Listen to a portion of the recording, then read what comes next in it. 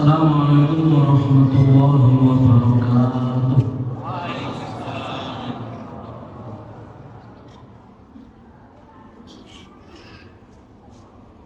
Innal hamdalillah nahmaduhu wa nasta'inuhu wa nastaghfiruhu wa nastahdihi wa natubu ilayhi wa na'udzu billahi min shururi anfusina wa min sayyiati a'malina.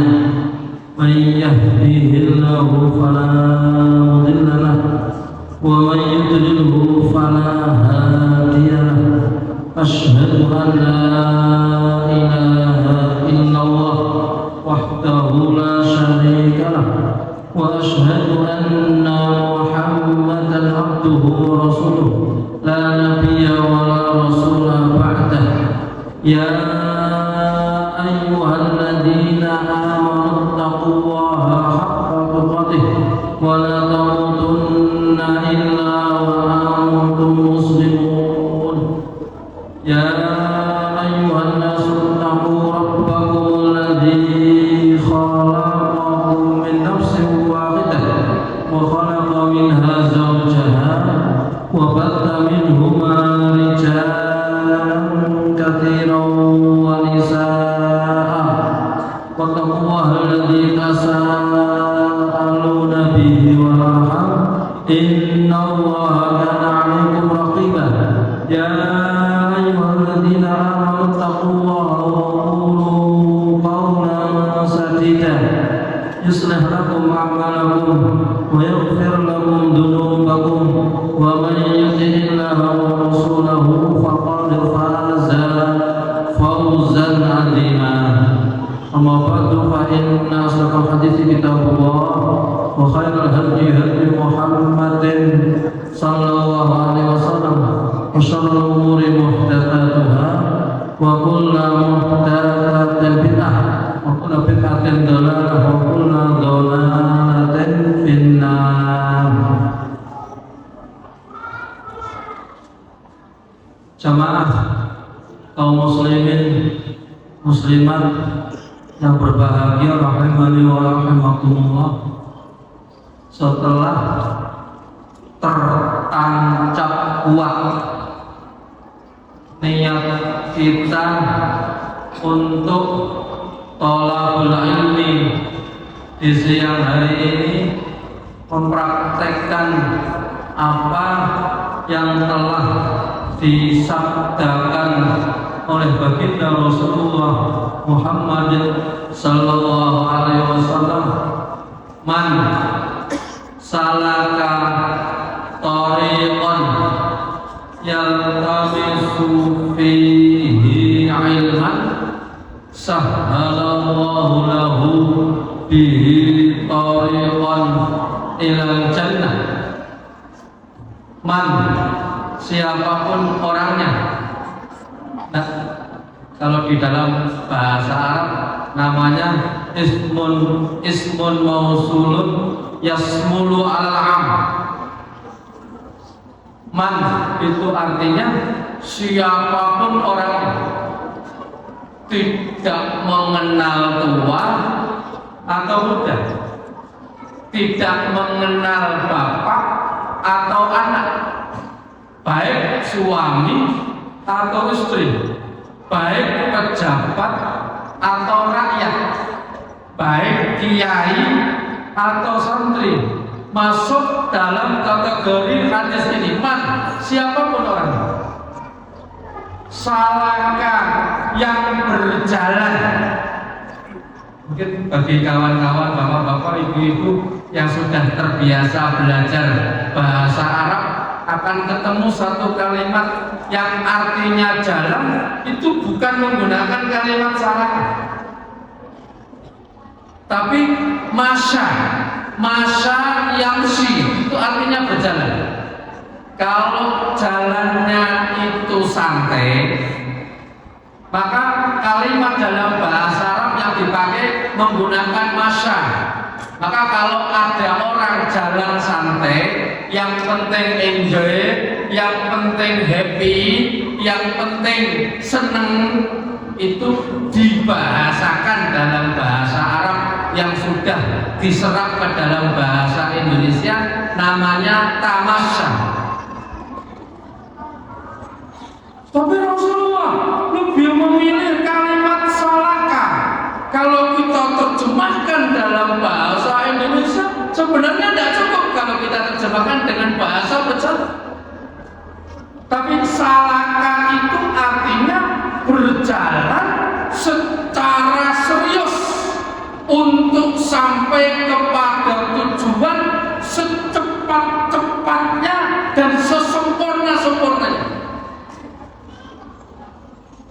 Maka ketika Rasulullah bersabda, "Man salaka," siapa orangnya yang berjalan secara serius, tariqan, melewati satu jalan. Disebut tariq itu jalan yang tidak terlalu luas, di mana di situ banyak sekali gangguannya. Dan itu bisa jadi kita alami di siang hari ini. Mau berangkat dari rumah, tiba-tiba ada tamu. Sudah di tengah perjalanan, alhamdulillah diuji, mungkin banyak bos. Bahkan mungkin karena jarum bensinnya tidak normal, ternyata di tengah jalan bensinnya habis.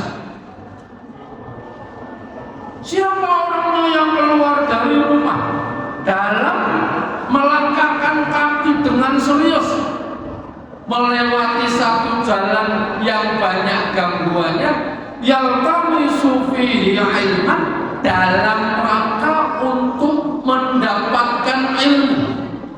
Perhatikan, mudah-mudahan kita masuk di dalam hadis ini. Kedatangan kita di siang hari ini bukan semata-mata hanya pengen ketemu kawan lama yang tidak berjumpa sekian waktu, atau mungkin bisa nanti akan ketemu siapa. Tetapi kita melangkahkan kaki ke tempat ini semata-mata dalam rangka untuk mendapatkan ilmu.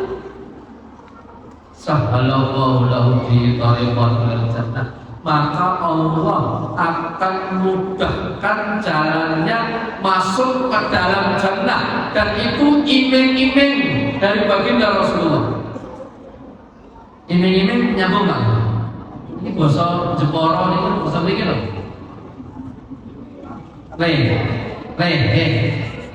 Aku harus dirimu iya, ngerti iming-iming ngerti kan?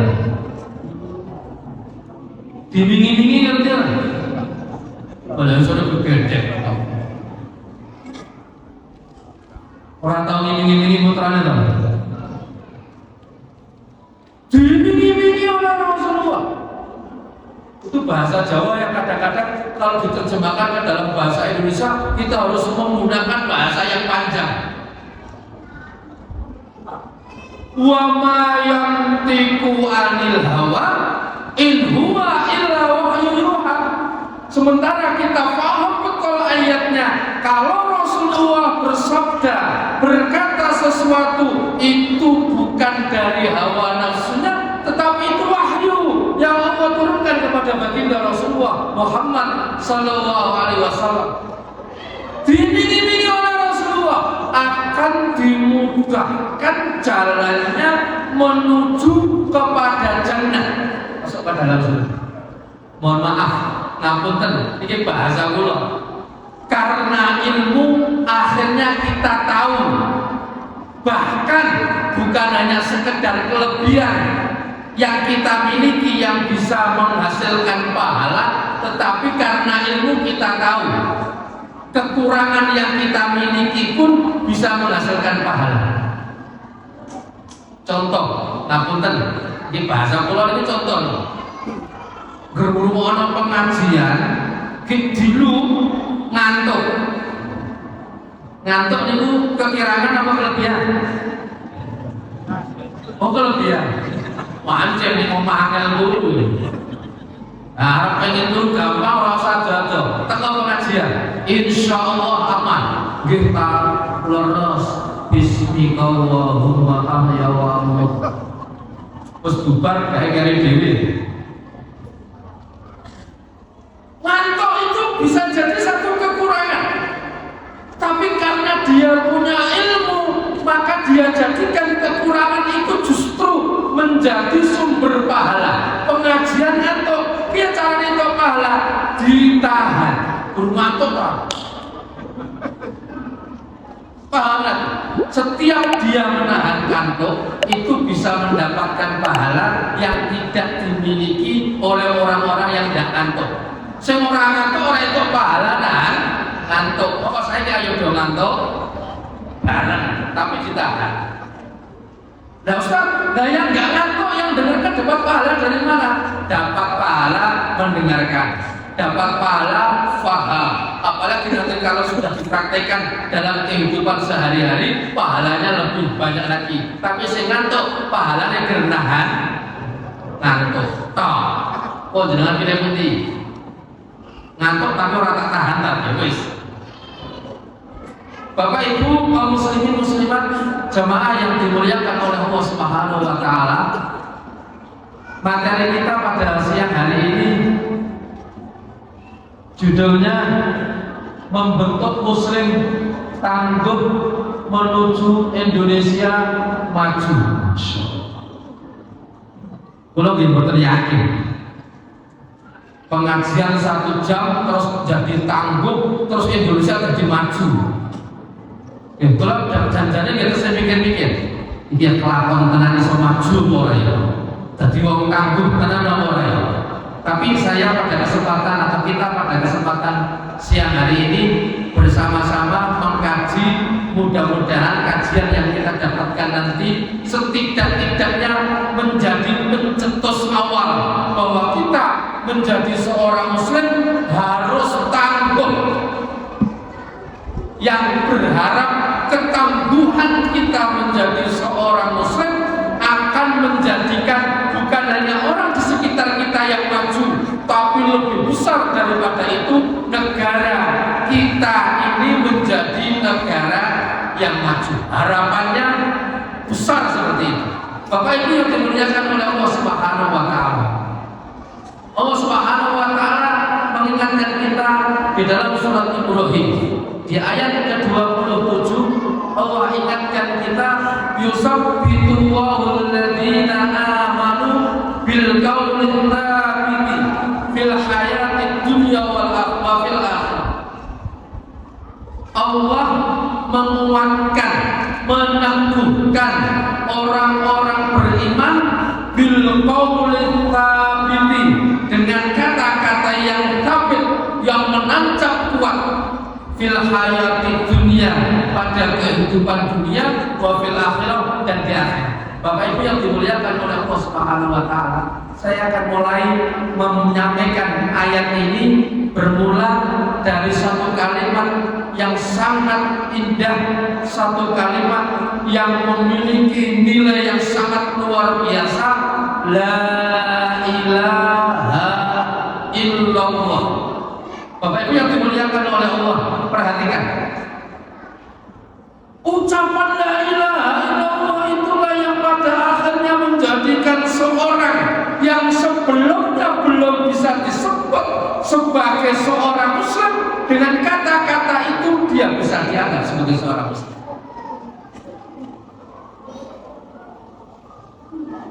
Dan ketika seorang sudah menyatakan la ilaha illallah, tidak ada ilah yang berhak disembah kecuali hanya Allah Subhanahu wa ta'ala, maka itu betul-betul akan menancap kuat ketika kita pahami kalimat itu dengan benar. Dan salah satu bukti bahwa apa yang sudah kita ucapkan berkali-kali dalam sehari, bahkan puluhan, ratusan, bahkan ribuan kali kita baca, akan nampak pentingnya, dan kita membuktikan pentingnya kalimat itu satu, kata Imam Nawawi, setidak-tidaknya seorang itu akan lebih mengedepankan urusan akhiratnya daripada dunianya. La ilaha illallah, pintunya surga, kunci yang bisa membuka pintu-pintu surga dia. Tapi ketika seorang muslim faham akan la ilaha illallah dan dia membuktikan pemahaman itu dengan menomorsatukan urusannya dengan Allah daripada urusan duniawi kita. Mohon maaf, saya memberikan contoh paling sederhana. Teng daerah ini menghadiri acara walimatul urs. Namanya apa? Jago, terus nih. Teng mriki jago. Jago. Alhamdulillah jagongnya di apa namanya ini? Aula tempat olahraga lah. Gedung serbaguna di daerah Putih ini. Mudah. Jangan lagi. Masya Allah, acara rencana dimulai jam 9. Takbirnya manten lanangnya teko rada telat. Akhirnya acara agak mundur. Begitu masuk waktu zuhur, keluar sok. Kira-kira bapak-bapak milih sok nggak masjid? Masjid mengkini. Mesinnya dengan itu loh kesel tutup. Enten sing medal sok nilai masjid. Lah kok kuncinan takon belum lewat. Sing nyekel kunci teng pundi, Mas? Jago. Lah mau ambilnya teng pundi, Mas? Jago. Lah imame yo jago. Lah jamaah jago. Dan terus sholatnya praying inna lillahi wa inna ilaihi raji'un. Atau mungkin tempatnya tidak sini, masjidnya agak sedikit jauh sehingga suara adzan terdengar sampai di telinga kita. Allahu akbar, Allahu akbar. Pas keluar sok, kira-kira sok apa? Sok akbar apa Allahu akbar? Alah, kadang-kadang masjid kalau imamnya rada suwe, paling imamnya tunggu ngenteni suwe aman-aman. Ini bukti kalau kita punya la ilaha illallah, begitu terdengar suara azan, Allahu akbar, sampai pada kalimat hayya 'alas shalah, maka secara spontan kita akan tinggalkan seluruh kegiatan kita yang di kantor dengan laptop ditutup, yang di sawah dengan cangkulnya ditinggal, karena nanti rencana datang lagi setelah waktu selesai sholat. Mereka yang menjadi guru diselesaikan ngajarnya. Kenapa? La ilaha illallah. Kalimat inilah yang kelak pada akhirnya oleh Allah Subhanahu wa taala sebutkan, yusabbitu walladzina amanu bil qawli tsabit. Allah akan kuatkan orang-orang yang beriman kelak di kehidupan dunianya atau di kehidupan akhiratnya. Bermula dengan Allah akan kuatkan, Allah akan tancapkan kalimat la ilaha illallah itu betul-betul ada di dalam diri kita, sehingga bukan hanya sekedar gerakan sesaat ketika mengucapkan la ilaha illallah, tapi dibuktikan dengan amal nyata. Mohon maaf, banyak hari ini orang berzikir dengan mengucapkan la ilaha illallah, bahkan la ilaha illallah, mantap. Bahkan di beberapa tempat yang pernah saya lihat dengan mata kepala sendiri, la ilaha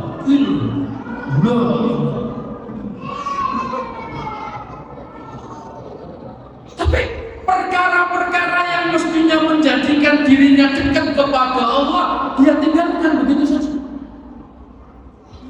Perkara-perkara yang mestinya menjadikan dirinya akrab dengan Allah, dia tinggalkan begitu saja. Seakan-akan dia tidak pernah kenal dengan kalimat la ilaha illallah. Maka agar supaya kita menjadi seorang muslim yang tangguh, seorang muslim yang kuat, kita harus menancapkan keimanan itu ke dalam dada kita, ke dalam jiwa kita, dan kita buktikan itu dengan amal nyata kita sehari-hari. Karena pada hakikatnya itulah yang akan menjadikan kita semakin tangguh dalam menghadapi segala aktivitas, baik nilainya duniawi kita dengan ujian-ujian yang ada, atau nanti usaha kita untuk mendapatkan akhirat dengan ujian-ujian yang ada. Saudara-saudara kaum muslimin, muslimah, jamaah yang dimuliakan oleh Allah Subhanahu wa taala.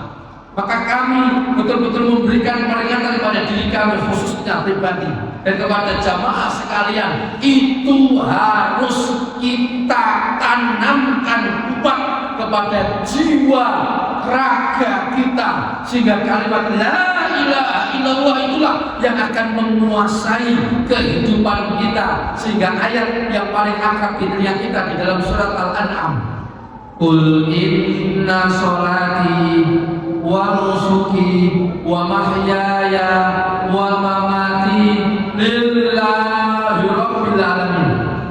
Katakanlah sesungguhnya salatku, sesungguhnya ibadahku, sesungguhnya hidupku, sesungguhnya matiku hanya untuk Allah Rabbul Alamin. Dan itulah yang dilakukan oleh baginda Rasulullah Muhammad sallallahu alaihi wasallam kepada para sahabat-sahabatnya, menanamkan kuat akidah yang benar, la ilaha illallah yang tertancap dalam jiwa, sehingga siap menanggung segala risiko, siap menanggung segala perkara yang akan menjatuhkan bahkan menghilangkan nyawanya. Risiko itu bisa jadi harta, risiko itu bisa jadi bentuknya adalah tenaga, bisa jadi kehilangan keluarga, bahkan paling lebih daripada itu kehilangan nyawa. Tapi dia dengan tenang untuk tetap menjaga kalimat itu. Kenapa? Karena sudah menancap dalam di dalam.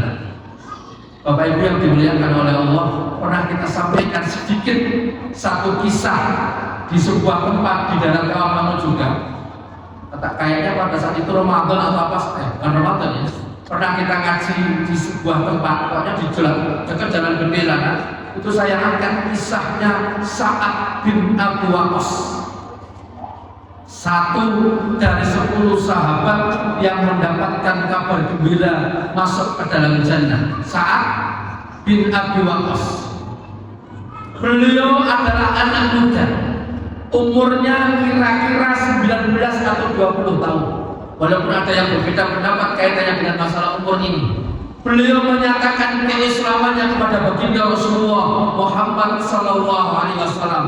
Dia sembunyikan Islamnya dari ibunya yang masih menyembah berhala.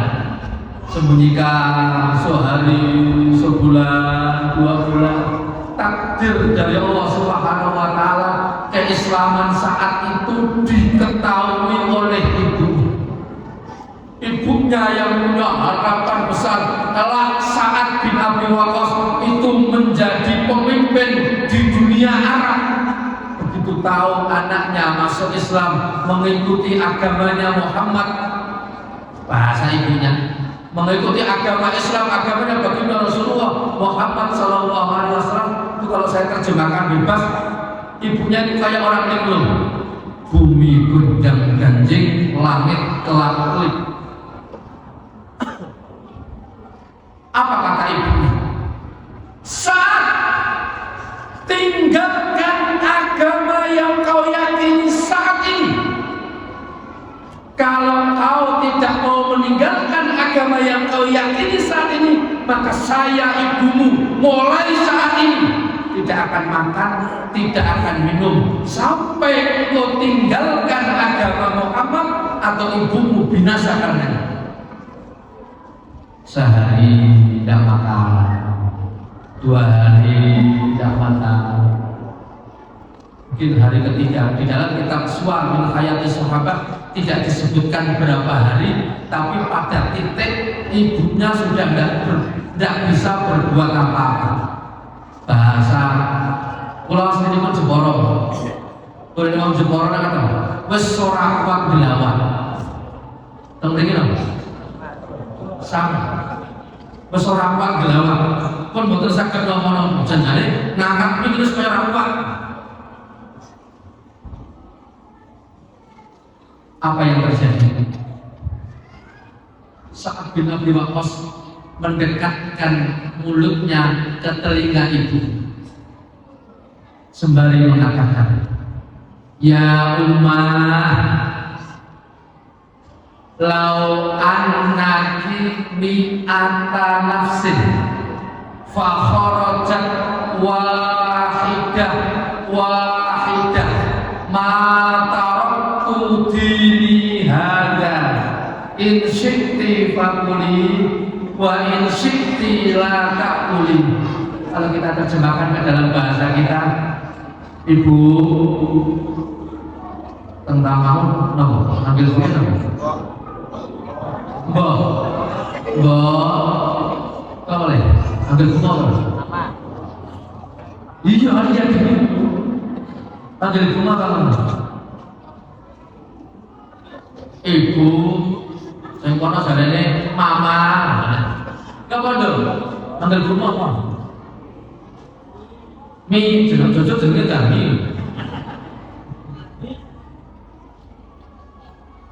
Kadang-kadang sekarang generasi muda itu manggilnya anak ke orang tua itu bukan seperti zaman kita. Mbok, bu, apa boleh? Zaman dulu mae, apa boleh?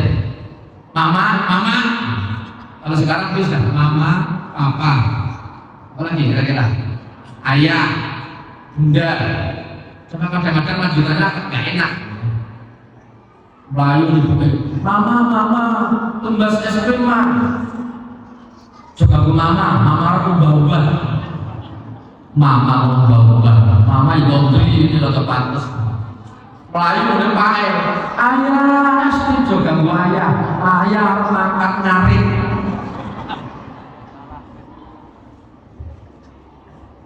Umi, pakai bahasa umum ibu. Seandainya ibu memiliki nyawa rangkep 100, kemudian nyawa itu keluar satu demi satu, bu, saya tidak akan meninggalkan agama yang saya yakini hari ini.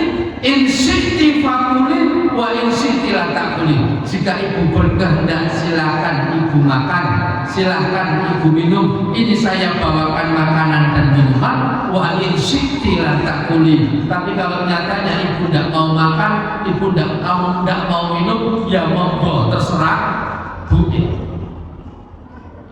Dipikir-pikir, aslinya panitia percaya aku. Suguhane baru yenten. Bukaan dulu, ketone anyar. Tapi yang kerjaan mustahil buka. Panitia maksud satu. Aku atau dulu sama ini. Dulu.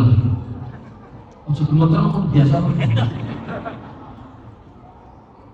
Angel toh. Kok buka aku dalam 45 menit.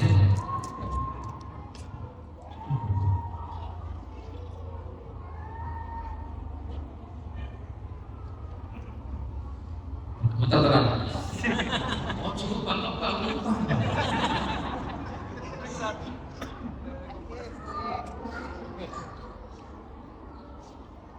Jazakallah. Apa tadi? Akhirnya ibunya minum. Tapi kita mulai minum. Monggo jangan itu sakit sakit. Ibu pun sangat cukup selonjor bukan apa-apa bu. Aman. Mungkin waktunya pulang malah dingin terposo. Berapa pahala dalam minum? Minimal 5. Minimal 1, duduk, itu pahala pertama. Pahala kedua, tangan kanan. Pahala ketiga, bismillah. Pahala keempat, alhamdulillah. Pahala kelima, habis. Betul ya? Kalau kita minum habis dapat pahala mana? Pahala. Karena setidaknya kita meninggalkan satu perbuatan yang namanya mubadir. Mubadir itu temannya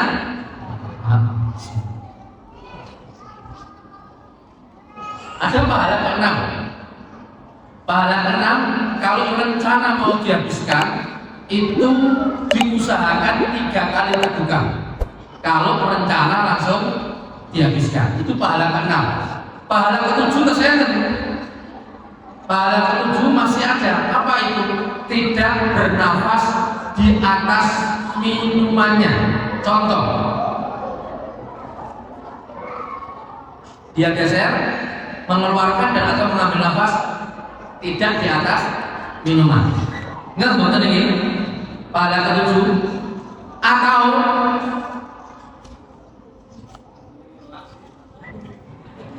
Pani loh. Dan medul urusannya kalian keluar ya. Kita minum, kita yang oleh sambil membuang atau menarik nafas. Itu pahala berapa? Pahala ke-7. Pahala ke-8 aslinya ada, tapi kalau yakin dengan boten siap hubungannya dengan saya. Apa itu? Gelasnya dicuci sendiri. Nah, kalau bapak-bapak ibu-ibu buanglah sampah pada tempatnya. Insya Allah itu menjadi pahala. Intermezzo, bapak-ibu sekalian yang dirahmati oleh Allah Subhanahu wa Ta'ala. Jadi saya ulang, agar kita menjadi seorang Muslim yang tangguh, maka yang kita perlu siapkan adalah bagaimana perkara-perkara yang menguatkan iman itu kita jalani rutin setiap hari, bukan nek kober, nek sempat, nek longgar, tapi harus mengkoberkan, menyempatkan, melonggarkan. Ngapunten bahasa saya taklim kados siang menika harus menyempatkan, melonggarkan.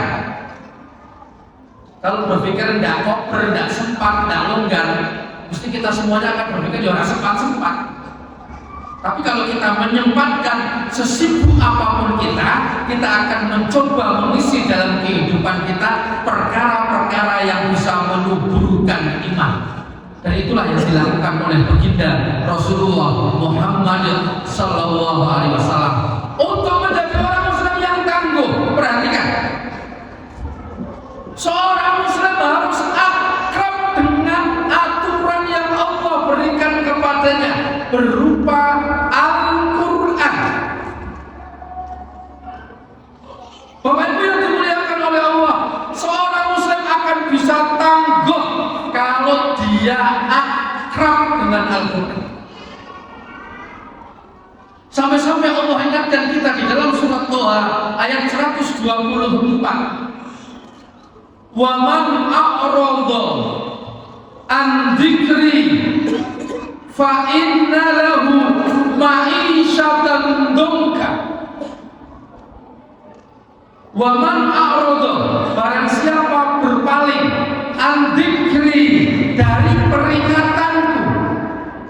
Setidaknya Imam Al-Qurtubi di dalam kitab tafsirnya Al-Jami' li Ahkamil Quran. Katanya saya itu orang gampang, orang nonton aku belas.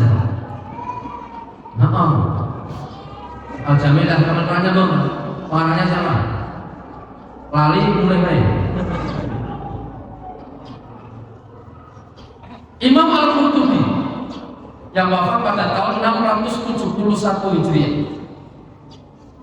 Beliau mengatakan, "Waman a'rada an dzikri", barang siapa berpaling dari mengingatku, kata beliau, "ad-dini wa tilawati kitabi wal amali bima fi". Barang siapa berpaling dari agamaku, berpaling dari membaca kitabku dan berpaling dari mengamalkan apa yang ada dalam kitabku, fa inna lahu ma'isyatan dongka, maka baginya kehidupan yang sempit. Bapak Ibu yang dimuliakan oleh Allah, kehidupan yang sempit pun diterjemahkan, ditafsirkan oleh para ulama.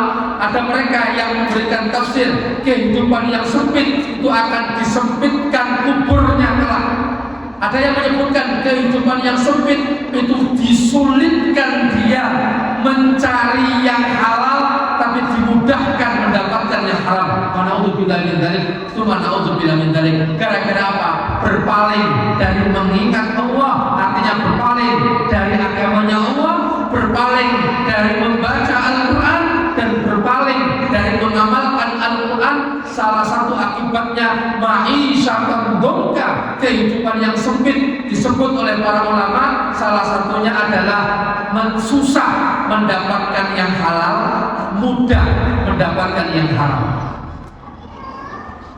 Nyari kerja, jadi penjaga toko ditolak, tukang bersih-bersih di mana ditolak, jadi tukang di mana ditolak, mau lamar apa-apa ditolak. Begitu lamar di pekerjaan di pabrik cium langsung diterima. Itu berarti Allah sulitkan dia mendapatkan yang halal, tapi dimudahkan mendapatkan yang haram. Summa naudzubillah min dzalik, summa naudzubillah min dzalik. Maka ketika kita ingin menjadi seorang muslim yang tangguh, maka yang kita perlu munculkan dalam kehidupan kita adalah berakrab dengan Al-Quran.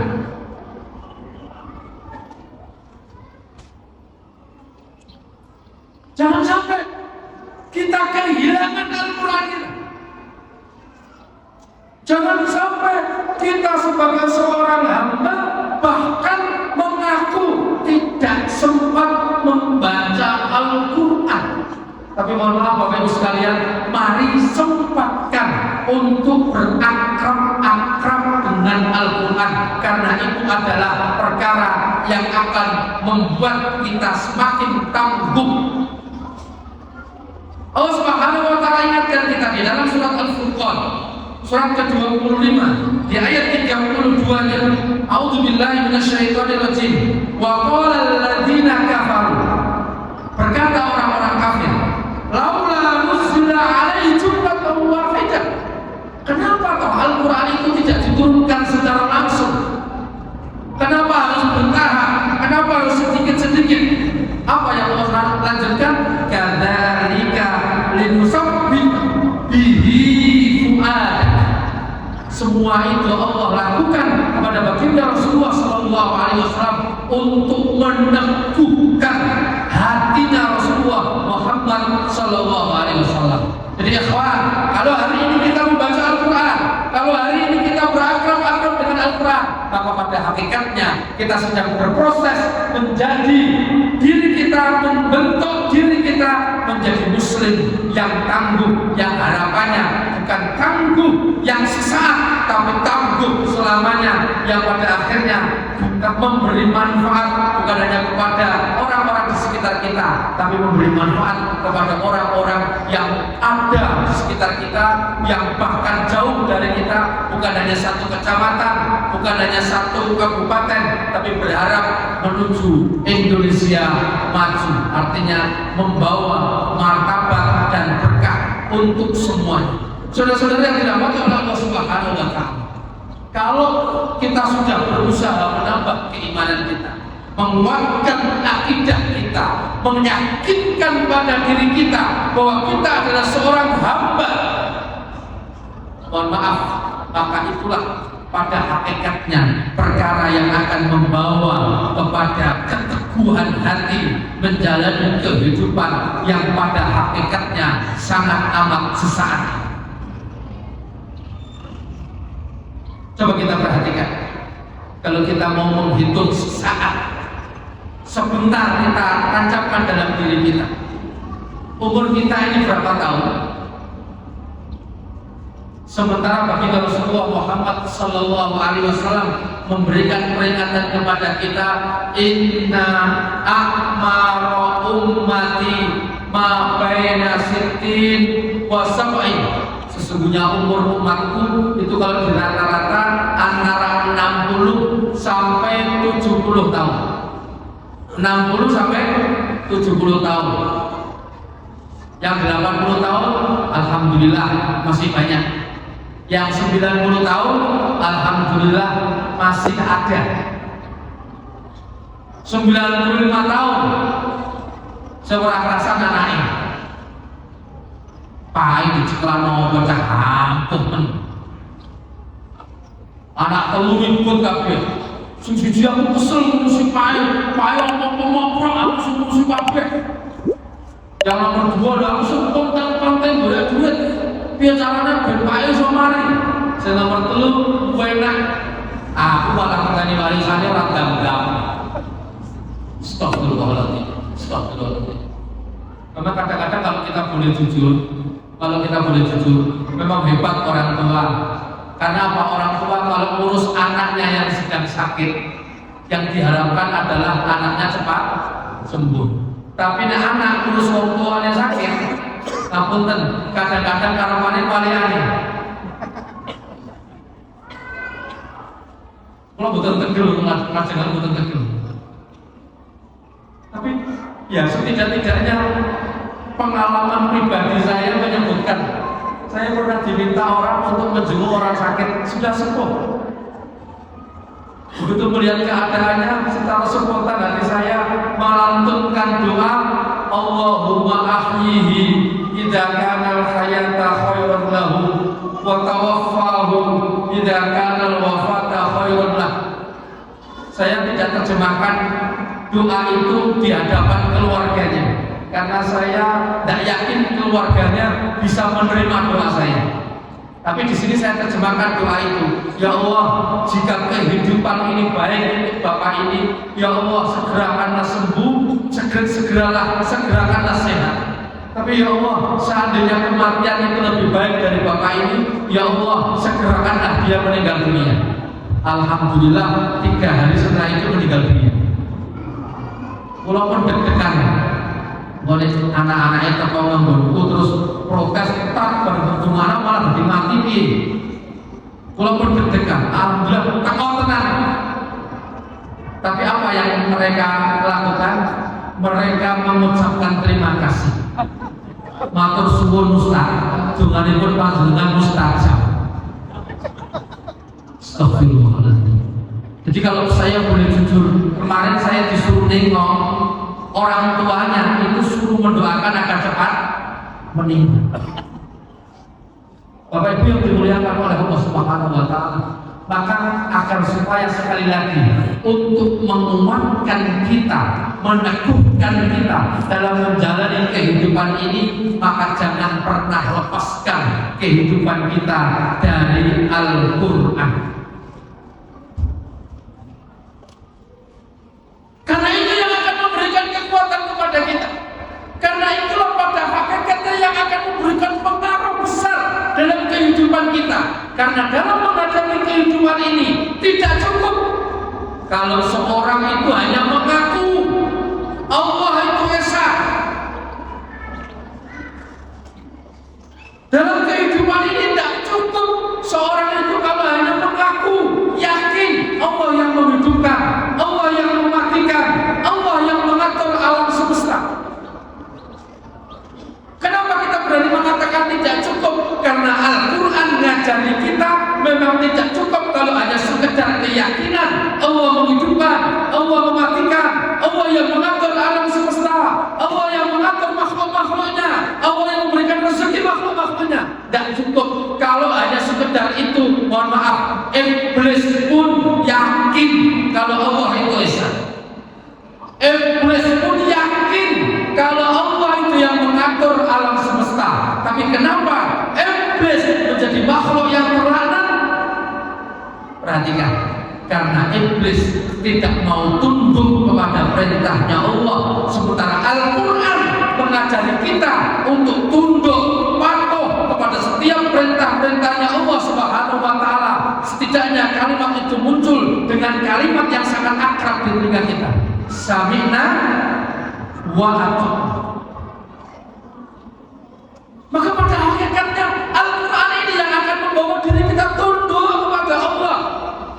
Al-Quran ini yang pada hakikatnya menjadikan diri kita mengenal aturan-aturannya Allah. Maka jangan sampai kita jauh daripada Al-Quran ini. Ini yang kedua. Bapak Ibu yang dimuliakan oleh Allah Subhanahu wa Ta'ala. Yang ketiga, perlu saya sampaikan. Ketika yang pertama menguatkan keimanan, ketika yang kedua memupuk iman kita dengan berakrab-akrab bersama dengan Al-Quran, ada lagi yang ketiga yang mesti kita coba dalami untuk kita ambil pelajarannya. Apa itu?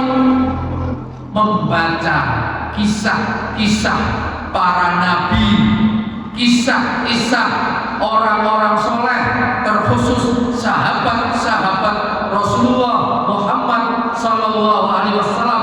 Karena pada hakikatnya dengan kisah-kisah yang kita kaji, kisah-kisah yang kita baca, itu akan semakin meneguhkan hati kita, akan semakin menguatkan iman kita. Saudara-saudaraku yang dimuliakan oleh Allah Subhanahu wa Ta'ala, betapa banyak permasalahan kehidupan kita ketika kita membaca kisah, kita mendapatkan intisari dari kisah, akhirnya sedikit terobati. Satu waktu ada satu keluarga sudah tidak kuat dengan kehidupan istrinya.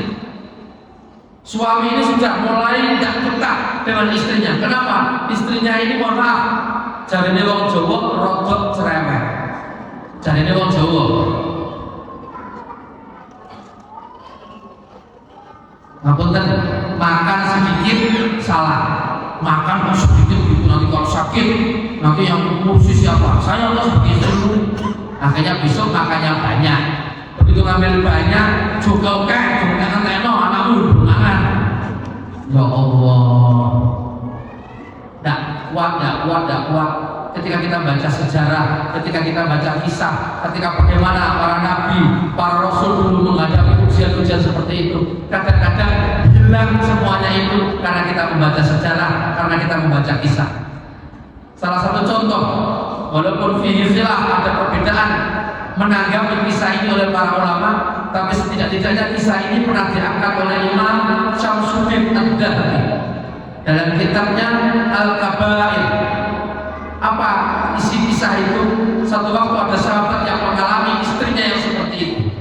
Dia rencana mendatangi Umar bin Khattab untuk mengadukan permasalahannya.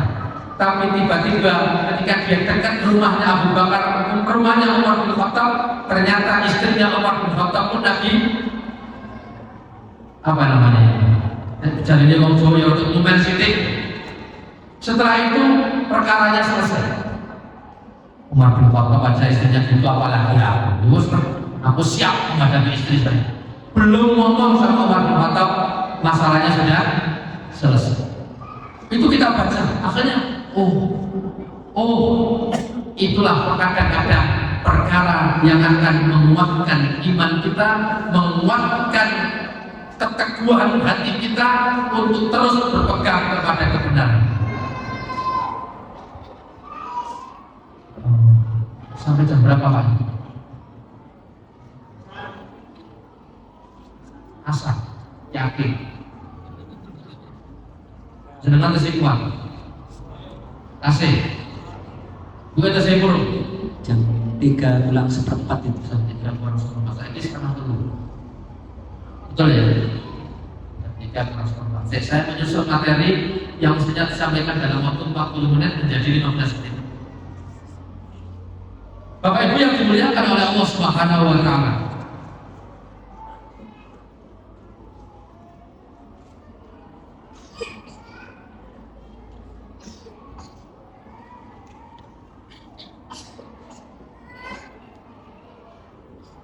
keteguhan hati dalam memegang agama yang kita cintai ini dibutuhkan keseriusan untuk betul-betul faham akan urusan akhirat. Maksud saya, karena ini saya akan mencoba meringkas, saya ingin terangkan. Untuk kita bisa teguh Bapak sekalian, itu ujiannya sangat berat. Orang-orang yang tidak suka dengan Islam akan membuat segala cara bagaimana agar Islam itu nampak buruk, nampak jelek di mata orang pada umumnya. Maka teringat dengan ayat Allah Subhanahu wa taala yang Allah cantumkan di dalam surat ayat 62. A'udzubillahi minasyaitonir rajim. Wa qalu ma lana la nara rijalan kunna na'udduhum minal asrar. Wa qalu, dan mereka berkata, setidaknya mohon dimaafkan mungkin karena sedikitnya bacaan saya, tapi saya baca setidaknya di dalam 3 tafsir. Tafsir Imam Al-Qurtubi, yaitu tafsir Al-Jami' li Ahkamil Quran, beliau wafat pada tahun 671 Hijriah. Kemudian kita baca juga di dalam tafsir Imam Ibnu Katsir, dalam tafsirnya Tafsir Quranul Azim, beliau wafat pada tahun 774 Hijriah, dan termasuk di dalam tafsir yang ditulis oleh Imam As-Suyuti, nama tafsirnya Durul Mantur, beliau wafat pada tahun 911 Hijriah. Setidaknya dalam 3 tafsir tadi memberikan keterangan yang mirip. Artinya apa? Waqalu, dan berkata Abu Jahal bersama dengan rekan-rekannya ketika berada di dalam neraka. Apa kata-kata mereka? Malana lana rijalan. Kenapa kami tidak melihat orang-orang kunna na'udduhum minal asrar, yang kami dahulu menganggapnya sebagai para penjahat, sebagai orang-orang yang merusak perdamaian kota Makkah. Itu di dalam 3 tafsir tadi dikatakan Abu Jahal beserta pengikut-pengikutnya di dalam neraka. Mereka berkata, mana orang-orang yang dulu kami anggap sebagai penjahat, kok nggak ada di neraka? Aina Ammar, kata beliau, kata Abu Jahal dalam tafsir tersebut. Aina Ammar, di mana Ammar? Maksudnya apa siapa? Ammar bin Yasir. Aina Bilal, di mana Bilal? Kami anggap mereka dulu itu para penjahat, tapi nyatanya mereka justru tidak ada di dalam neraka ini. Justru kami yang merasa baik ketika di dunia, kami yang menjaga keamanan kota Makkah, malah masuk neraka. Mana mereka? Kunna na'udduhum minal asrar.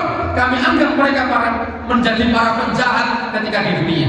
Perhatikan ya Hafidin, sahabat-sahabat Rasulullah yang membawa kebenaran, sahabat-sahabat Rasulullah yang membawa Islam, sahabat-sahabat Rasulullah yang karena kemuliaan yang Allah berikan kepada mereka, mereka betul-betul dimuliakan oleh Allah, yaitu dimasukkan ke dalam jannah oleh Abu Jahal, dan antek-anteknya dianggap sebagai penjahat.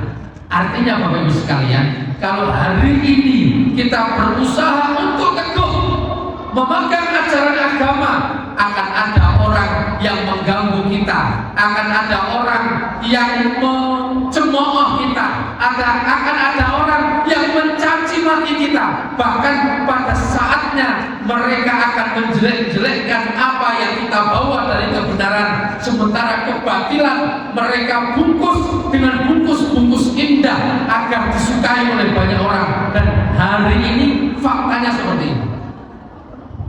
Orang yang akrab dengan Al-Quran dianggap sok soleh.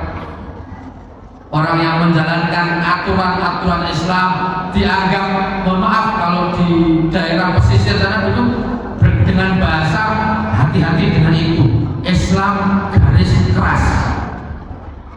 Ada ibu-ibu pakai jilbab, itu disampaikan, ini Islam garis keras. Tapi sementara, mohon maaf, mereka yang putrinya keluar rumah dengan memakai pakaian kurang bahan, itu dibungkus dengan kalimat hak asasi manusia, toleransi. Yo, suka-suka dia kok. Kan kita sudah toleransi. Ini kan hak asasi manusia. Kebatilan dibungkus dengan kalimat-kalimat indah, dibungkus dengan kata-kata yang menarik, kata-kata yang wow, laku dijual atas nama toleransi, atas nama hak asasi manusia, atas nama kemanusiaan, atas nama dengan kalimat-kalimat indah. Sementara orang yang menjalankan syariat konon disebut sebagai kolak, disebut sebagai garis keras, disebut sebagai intoleran, bahkan kalimat-kalimat yang lain yang mengarah kepada situ. Tapi saya ingatkan kepada diri saya pribadi khususnya dan kepada hadirin hadirat semua pada umumnya, memang kenyataan hari ini yang kita hadapi seperti itu. Orang yang membawa kebenaran itu seakan-akan tidak nampak lagi benar. Kenapa? Karena olahan kata mereka mengatakan kebenaran itu sebagai intoleran, mengatakan kebenaran itu sebagai garis keras, dan atau sebaliknya.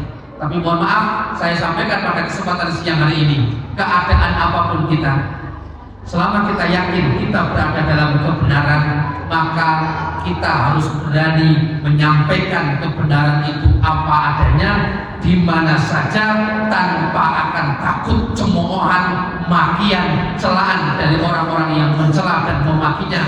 Karena kita berada pada kebenaran, karena sulitnya menentukan benar pada waktu itu. Disebut oleh baginda Rasulullah satu doa yang diajarkan kepada kita, Allahumma arinal haqqa haqqa warzuqna ittiba'ah wa arinal batila batila warzuqna ijtinabah. Itu doa yang diajarkan baginda Rasulullah Muhammad SAW, karena memang nanti akan ada satu waktu di mana kebenaran itu sulit diterima, kebenaran itu dianggap oleh orang-orang justru malah sebuah kejahatan, keburukan. Maka kita memohon kepada Allah, ya Allah, tunjukkanlah kepada kami yang benar itu tetap benar, dan berilah kemampuan kepada kami untuk mengikuti kebenaran tersebut. Ya Allah, tunjukkan kepada kami yang batil itu tetap batil, dan berilah kemampuan kepada kami untuk menjauhi kebatilan tersebut. Bapak Ibu yang dimuliakan oleh Allah, inilah yang mesti kita lakukan agar supaya kita memiliki hati yang teguh dalam rangka menghadap kepada Allah Subhanahu wa Ta'ala.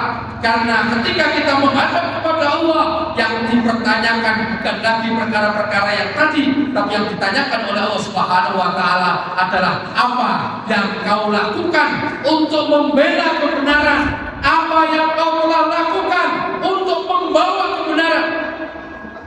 Kalau ternyata kita pada saat itu takut-takut, pada saat itu tidak berani mengungkapkan, cuma diam saja, bisa jadi tuntutan dari Allah Subhanahu wa Ta'ala sangat berat kepada kita.